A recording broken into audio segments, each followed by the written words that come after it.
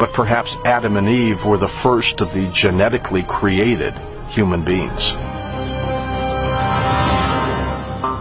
Closer comparisons between the Hebrew Bible and the Sumerian texts reveal many similarities, not only in their stories, but also in their language. Adam is Hebrew for man. Adamu is what the Sumerians refer to as first man, the Anunnaki slaves. But do the Sumerian tablets actually describe an alien race? A race that conducted mining operations on a global scale?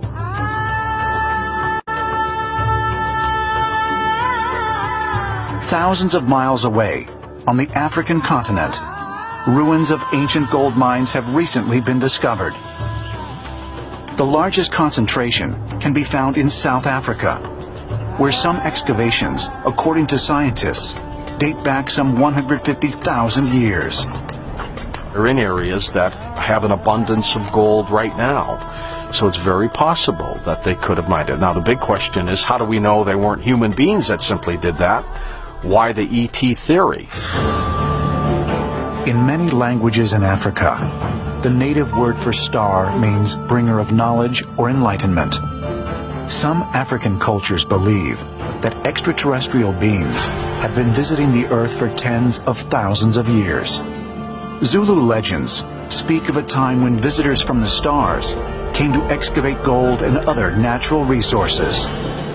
These mines were worked by artificially produced flesh and blood slaves created by the first people. Some ancient mines in southern Africa are thought to be 100,000 years old or older. If humans weren't doing that mining 100,000 years ago and making metals, then we would have to assume it'd be extraterrestrials doing it. In 1849, in what is now Iraq, British archaeologist Austin Henry Layard uncovered numerous Sumerian clay tablets inscribed with cuneiform script dating to 4000 BC. Based on interpretations of the tablets, ancient astronaut theorists believe an advanced race of intelligent beings arrived on Earth 450,000 years ago during the age of Neanderthals. And through genetic engineering, they created Homo sapiens, what is commonly referred to as modern-day human beings. The Sumerians talk about a civilization that came here from above on another planet called Nibiru.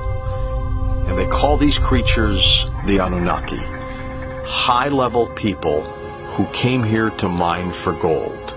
And in order to do it, they needed to genetically alter the species that happened to be on the planet at the time. They created man according to the Sumerian text. It is not impossible that we exist as the result of gene manipulation experiments. We are the only one who came out of the family tree with culture. Why? Evolution says by coincidence. We have adapted as best. I say no, it was an artificial mutation made out of the family tree. And the Anunnaki saw the Neanderthal man naturally evolving here on Earth and just decided to put their genetic marker on it. Meaning they took 80% of their genes and 20% of the hominoid that was here and created us in their image and after their likeness. And this was essentially when modern humanity was born and starts to show up in the fossil record. It wasn't until 75,000 years ago that you have this supervolcano that goes off in Lake Toba. In the aftermath of that great cataclysm, it appears that we went through further genetic modifications. Regarded as one of the oldest written stories in history, the Epic of Gilgamesh told of a man's journey to the heavens to meet the god Anu. The Gilgamesh epic, which goes back to the Sumerian. That's a piece where the hero Gilgamesh flies over the earth. And he describes how the earth looks from above. Fascinating. An old story of the first flight. According to the Old Testament, Moses went up on Mount Sinai to meet with, quote-unquote, God. And I quote, "And they saw the God of Israel, and there was under his feet as it were, a paved work of sapphire stone. And it was like the very heavens in its radiating clarity. And my question is, does something like this exist, or was it some sort of a misunderstood metallic ramp? But it gets even better. Moses actually describes Earth seen from outer space. The quote is, "Thereupon I saw the whole round of the earth, at once the depth of the earth and the vast altitudes of the heavens." I mean, here he describes Earth as being round. At the time, that should have not been known, according to mainstream scientists. Is it possible that Moses was inspired by a force, not only from the heavens, but from another world? If so, is it possible that other divine inspirations have also had otherworldly origins? Far-fetched, ridiculous, insane.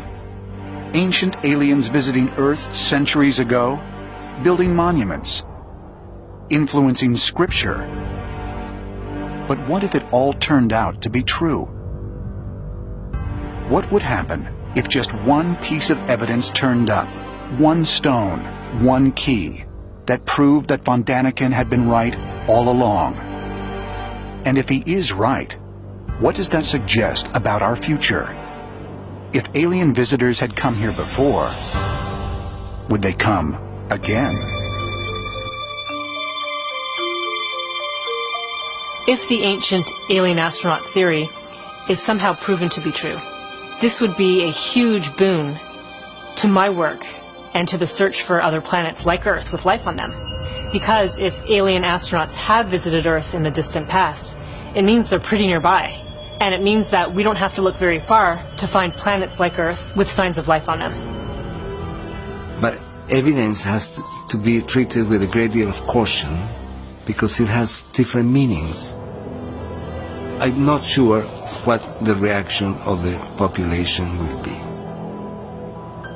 It will strengthen the general concept that our history of religions in the world needs to be looked at again with more respect and also with more wonder, meaning what are we supposed to make of this now and what are we supposed to be doing with this now?